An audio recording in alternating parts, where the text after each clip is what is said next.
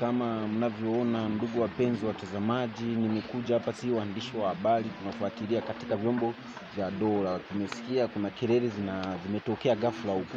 Halafu ndo tumefika hapa, tunataka tumuoji huyu tusikie imekuwa kuaje.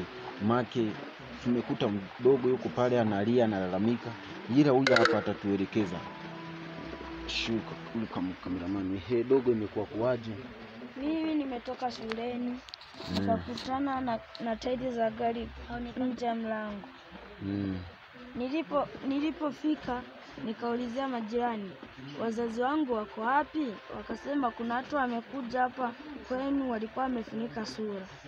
Na kisha wakamchukua wakampeleka. Mimi tangia juzi sijara. Kwa hiyo wamekwambia shida nini? Hawajaniambia, maana nimelala humu siku 3. Kwa kama unavyosikia mtazamaji, huyu dogo yani alikuwa kama katoka shuleni, kakuta mazingira yaeleweki, kakuta ndo kapiga kelele na majirani kumuelekeza kwamba wazazi wao wamepelekwa na gari, ila walowapeleka sura zao hazikujulikana na zilikuwa zionekani.